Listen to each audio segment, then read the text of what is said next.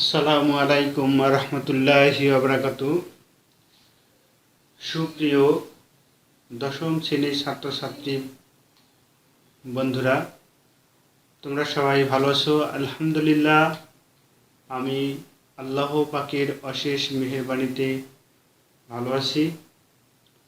আজকে তোমাদের সাধারণ গণিত বিষয়ের চতুর্দশতম অধ্যায়ের 3 নম্বর পরিচ্ছেদ আলোচনা করব। আমরা গত 1 নম্বর ও 2 নম্বর পরিচ্ছেদ আলোচনা করেছিলাম। অনুপাত সমানুপাত, পরেরটা হচ্ছে সদৃশ প্রতিসমতা। আজকে আমরা আলোচনা করব যে 14.3 অধ্যায়ের প্রতিসম রেখা। আজকে এই আলোচনার বিষয়গুলো আমি বোর্ডে উল্লেখ করেছি। আমরা এই বিষয়গুলো আজকে জানব, শিখব ইনশাআল্লাহ। আমাদের বিষয়গুলো হচ্ছে যে প্রতিসমতা, প্রতিসম রেখা, সুষম ত্রিভুজ, সুষম বহুভুজ ও উদাহরণ।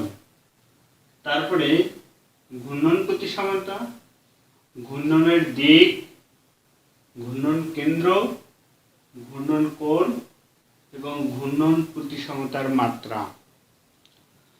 আমরা প্রতিসমতা একটি প্রয়োজনীয় জ্যামিতিক ধারণা যা আমরা দৈনন্দিন কাজে ব্যবহার করে থাকি। যেমন আমরা শিল্পী, কারিগরি ও সুতরাং নিয়মিত এই প্রতিসমতাকে ব্যবহার করে থাকি। যেমন আমরা কিছু জিনিস তৈরি করতে যাই, যেমন কাঠের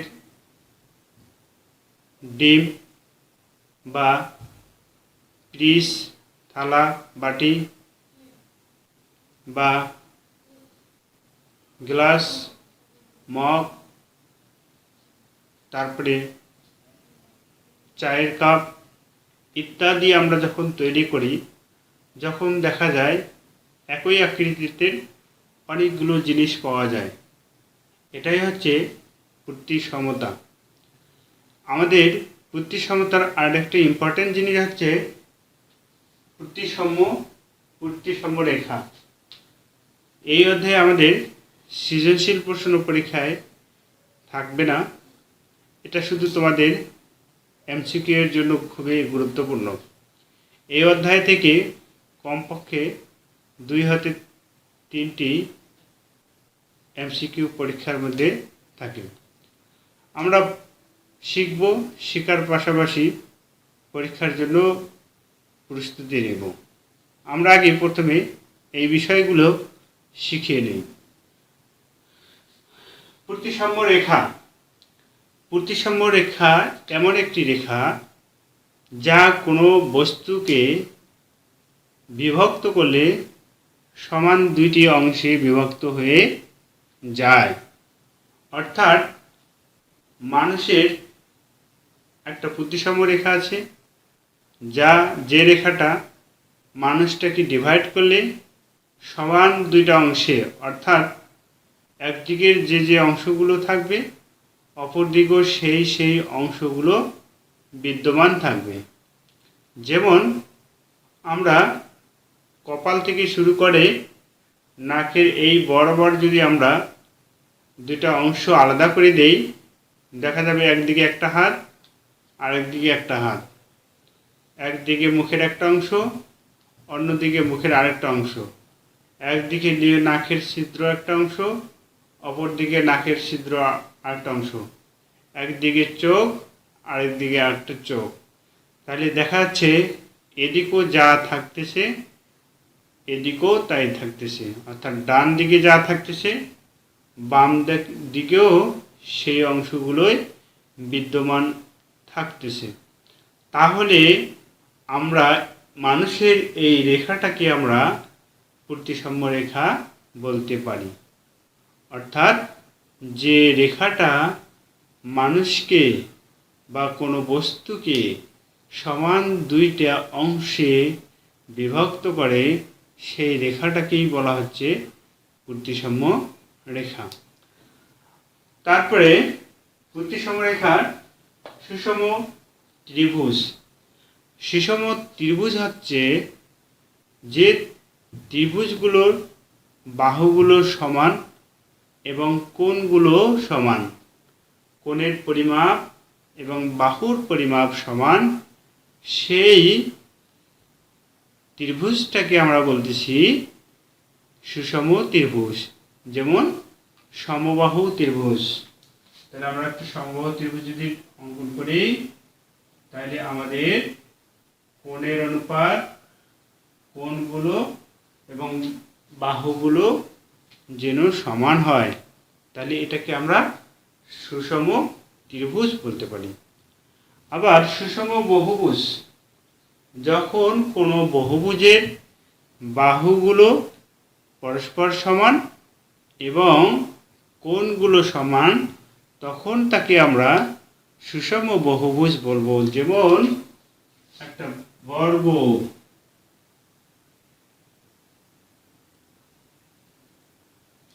একটা বর্গর বাহুগুলো সমান এবং কোণগুলো সমান, তাহলে এটাকে আমরা সুষম বহুভুজ বলতে পারি। অনুরূপভাবে সুষম পঞ্চভুজ বিদ্যমান আছে, সুষম ষষ্ঠভুজ, সুষম সপ্তভুজ, সুষম অষ্টভুজ, এই সুষম অষ্টভুজ।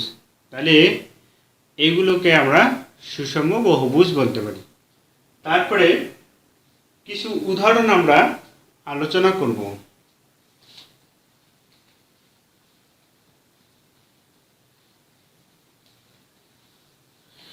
তাহলে সুষম বহুভুজ অর্থাৎ প্রতিসাম্য রেখা, আমরা একটা সমবাহু ত্রিভুজ দিলাম। এটা একটা সমবাহু ত্রিভুজ ABC।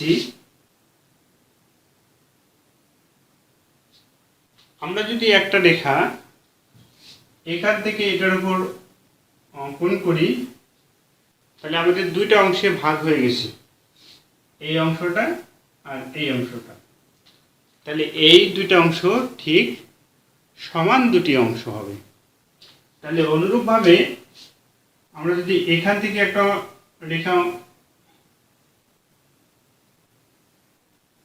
টানি, তাহলে আমাদের এদিকে একটা অংশ, এদিকে একটা অংশ। অনুরূপভাবে এদিক থেকে একটা রেখা অঙ্কন করলে দেখা যাবে এইদিকে একটা অংশ, এইদিকে একটা অংশ। তাহলে সুষম ত্রিভুজের অর্থাৎ সমবাহু ত্রিভুজের প্রতিসাম্য রেখা আমরা পাচ্ছি কয়টা? একটা হচ্ছে এটা, একটা এটা, একটা এটা। তাহলে সুষম বহুভুজের, সুষম ত্রিভুজ অর্থাৎ সমবাহু ত্রিভুজের প্রতিসাম্য রেখা হচ্ছে তিনটি। সমবাহু ত্রিভুজ।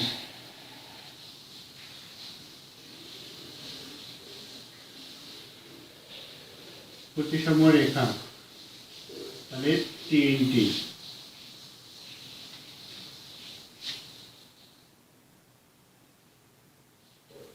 তাহলে এখন আমরা সমদ্বিবাহু ত্রিভুজ চলে যাই।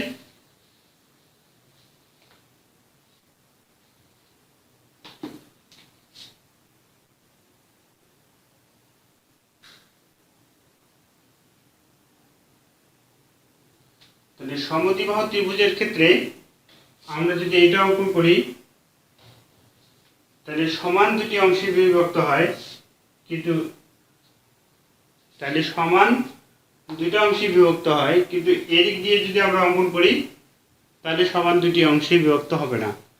এদিক থেকে যদি অঙ্কন করি তাহলে সমান দুটি অংশে বিভক্ত হবে না।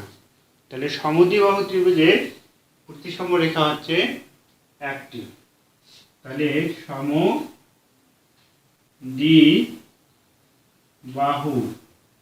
ত্রিভুজের প্রতিসম রেখা হচ্ছে 4টি।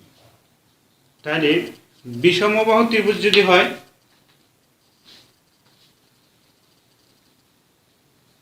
তাহলে বিষমবাহু ত্রিভুজ, তাহলে আমরা এটার কোনো প্রতিসম রেখা পাবো না। যদি এটা একটু যোগ করে দেই, দেখা যাবে এদিকে বড় এদিকে ছোট, আবার এটা যোগ করে দিলে কম বেশি, আবার এটা যোগ করে দিলে এদিকে একটা অংশ এদিকে একটা অংশ। তাহলে বিষমবাহু ত্রিভুজের কোনো প্রতিসম রেখা নেই। এখন চতুর্ভুজের বর্গের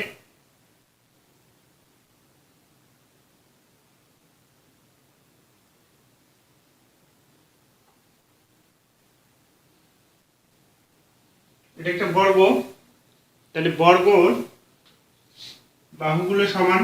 তাহলে আমি যদি এদিকে একটা অঙ্কন করি, তাহলে দুটো অংশে বিভক্ত হয়েছে। এইদিকে একটা অংশ,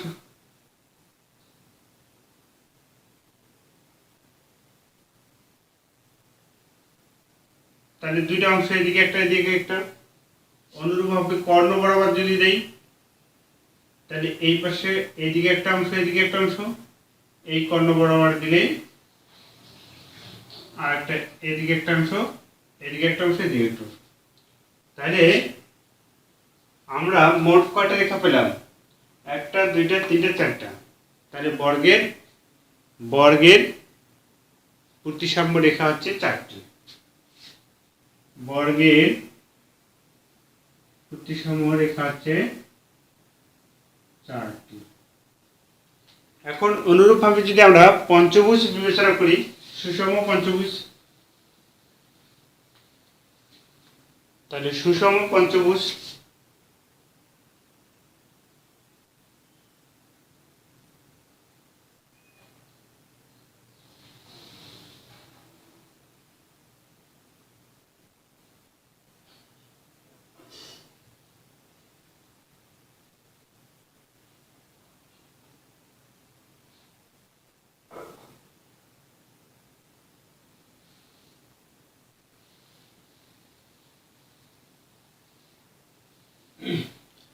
তাহলে আমরা যদি সুষম পঞ্চভুজ বিবেচনা করি, তাহলে এই অংশ বরাবর এটা দুইটা অংশ সমানভাবে বিভক্ত হবে, এটা দুইটা বিভক্ত হবে।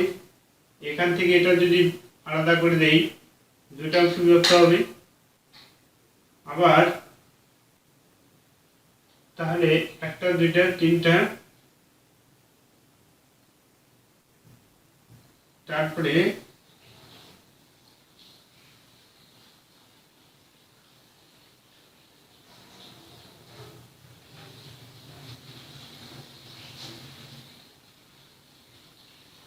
আমরা এই বাহুটাকে একটা অংশে ভাগ করে দিলে দুইটা পাবো, আর এই বাহুটাকে দ্বিখণ্ডিত করলে আমরা আরেকটা অংশ পাবো। তাহলে একটা, দুইটা, তিনটা, চারটা, পাঁচটা। তাহলে সুষম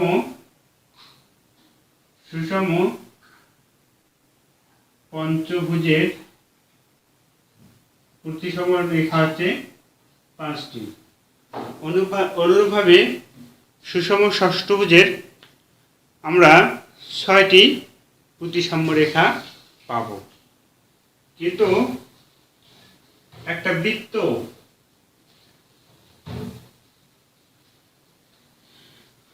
আমরা একটা বৃত্তকে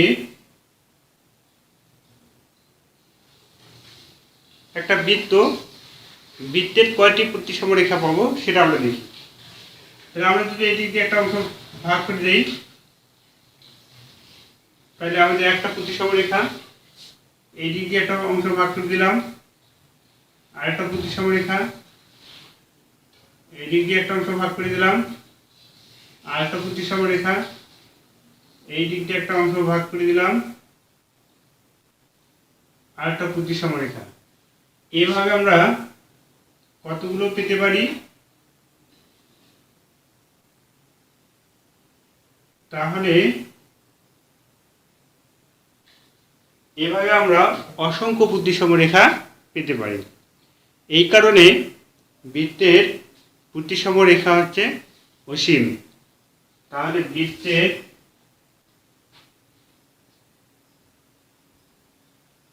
প্রতিসম রেখা হচ্ছে অসীম, অসংখ্য অসংখ্য প্রতিসম রেখা। এখন আমরা প্রতিসম রেখা সম্পর্কে আলোচনা করলাম, হয়তো তোমরা মোটামুটি বুঝতে পারছো। এখন আমরা ঘূর্ণন প্রতিসমতায় চলে যাব।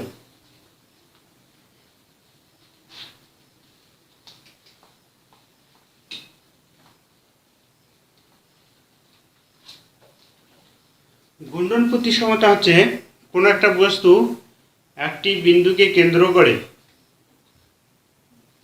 করে ঘুরতে থাকলে তাদের অবস্থান, তাদের আকার এবং আকৃতির কোনো পরিবর্তন হয় না, কিন্তু অবস্থানের পরিবর্তন হয়। তাহলে ঘূর্ণন প্রতিসমতা বলতে বোঝাচ্ছে কোনো বস্তুর যখন আকার আকৃতির পরিবর্তন হবে না, কিন্তু বস্তুর অবস্থানের পরিবর্তন ঘটবে, তখন আমরা ওই বস্তুটাকে ঘূর্ণন প্রতিসমতা বলতে পারি। যেমন একটা ফ্যান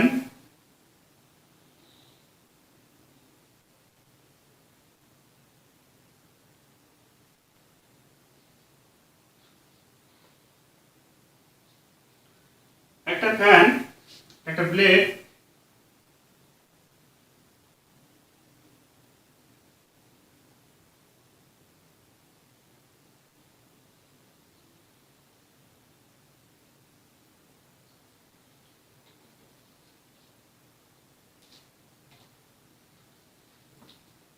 একটা ফ্যান বা একটা ফ্যানের যদি 3টা ব্লেড থাকে, তাহলে যখন এই ফ্যানটা ঘুরতে থাকে দেখা যাবে, যখন এই ফ্যানটা এই অবস্থানে, পাখাটা এই ব্লেডটা এই অবস্থানে, এই ব্লেডটা যখন এই অবস্থানে চলে আসে, তখন কিন্তু আমরা ফ্যানটার যে পরিবর্তন হয়েছে অবস্থানের আমরা কিন্তু বুঝতে পারবো না।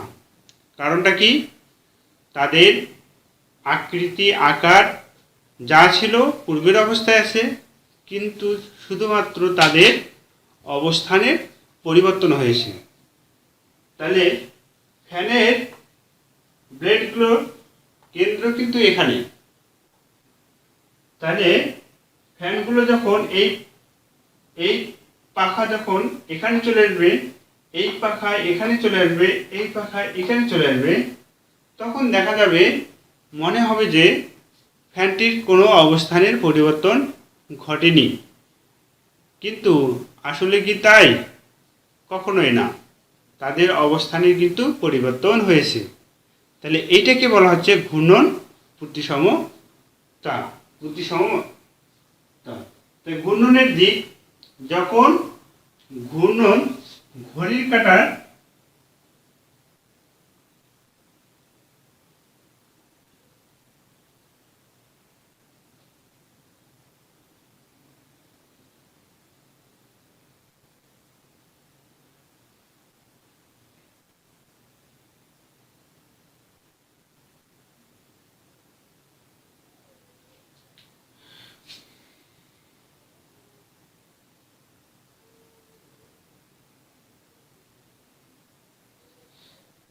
যখন ঘড়ির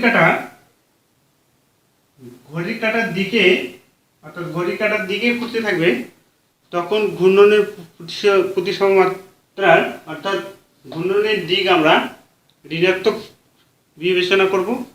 আর যখন ঘড়ির কাঁটার বিপরীত দিকে ঘুরবে, অর্থাৎ এই দিকে ঘুরবে, তখন আমরা ঘূর্ণনের দিক আমরা ধনাত্মক বিবেচনা করব। তাহলে এখানে বোঝাচ্ছে ঘড়ির কাঁটার যখন দিকে, অর্থাৎ ঘড়ির কাঁটার যেদিকে ঘুরবে ওদিকে যদি ঘূর্ণন মাত্রা হয়, তাহলে ঘূর্ণনের দিক হয়, তাহলে আমরা সেটাকে ঋণাত্মক বলবো। আর ঘড়ির কাঁটার বিপরীত দিকে, অপোজিট দিকে যদি ঘুরতে থাকে, সেই ঘূর্ণনের দিককে আমরা ধনাত্মক দিক হিসাবে বিবেচনা করব। ঘূর্ণনের কেন্দ্র যে বিন্দুটাকে কেন্দ্র করে বস্তুটি ঘুরবে সেই বিন্দুটাকে বলা হচ্ছে ঘূর্ণনের কেন্দ্র, ঘূর্ণনের কোণ। তাহলে ঘূর্ণনের কোণ বলতে বোঝাচ্ছে যে আমাদের একটা বস্তু কতটুকু ঘুরলে সে পূর্বের অবস্থায় ফিরে এসেছে সেটিকে হচ্ছে ঘূর্ণনের কোণ। যেমন আমরা একটা বস্তুকে একটা কেন্দ্রে চতুর্দিকে ঘুরে আসলে আমাদের কতটুকু ঘুরে 360 ডিগ্রি।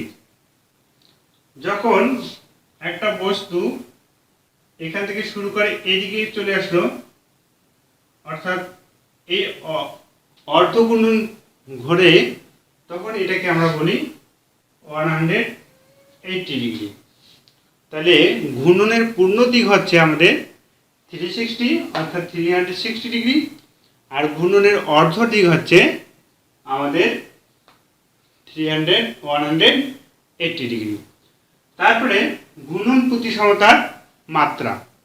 ঘূর্ণন প্রতিসমতার মাত্রা বলতে বোঝাচ্ছে আমাদের কতটুকু ঘুরলে আমাদের বস্তুটির অবস্থানের পরিবর্তন হয়েছে, কিন্তু তার আকার আকৃতি পরিবর্তন হবে না, সেটা হচ্ছে ঘূর্ণনের মাত্রা। আমরা সহজভাবে বলতে পারি কোনো একটা বস্তুর ঘূর্ণন প্রতিসম রেখা যত, তার ঘূর্ণন প্রতিসমতার মাত্রাও তত। যেমন একটা ফ্যান ঘূর্ণন প্রতিসমতার মাত্রা হচ্ছে 3টা, ঘূর্ণন প্রতিসমতার রেখা হচ্ছে 3টি, এর মাত্রা হচ্ছে 3টি। একটা বৃত্তের ঘূর্ণন প্রতিসম মাত্রা প্রতিসম রেখা হচ্ছে অসীম, তাহলে এর ঘূর্ণন প্রতিসম মাত্রাও হচ্ছে অসীম। এখন এই ফ্যানের পাখাটা যখন ঘুরবে, তাহলে 3 পাখা আলা বিশিষ্ট ফ্যানের একটার ঘূর্ণন প্রতিসমতা মাত্রা কত, ঘূর্ণন কোণ কত? তাহলে এই ফ্যানটা যখন এখানে আসবে, তাহলে এর ঘূর্ণন প্রতিসমতার মাত্রা হচ্ছে 3টি। তাহলে ঘূর্ণন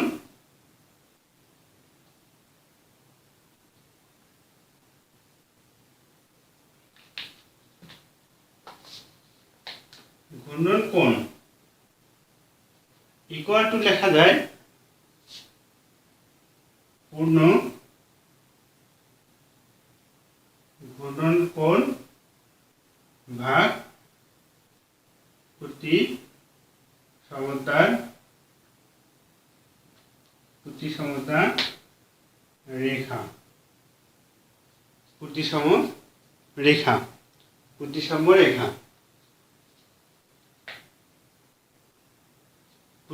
রেখা। তাহলে আমাদের পূর্ণ ঘূর্ণনের কোণ, অর্থাৎ পূর্ণ ঘূর্ণনের ফলে উৎপন্ন যে কোণটা, সেটাকে প্রতিসম রেখা দ্বারা ভাগ করলে যত হবে সেটা হবে আমাদের ঘূর্ণন কোণ। যেমন এটার প্রতিসম মাত্রা হচ্ছে 3, আর পূর্ণ ঘূর্ণন কোণ আছে 360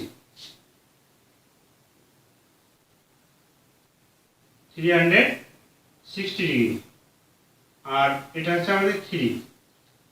তাহলে আমাদের হচ্ছে কাটাকাটি করে 120 ডিগ্রি, দ্যাট ইজ 120 ডিগ্রি। তাহলে 3 পাখা আলা ফ্যানের ঘূর্ণন প্রতিসম কোণ হচ্ছে 120 ডিগ্রি। এখন 4 পাখা বিশিষ্ট ফ্যানের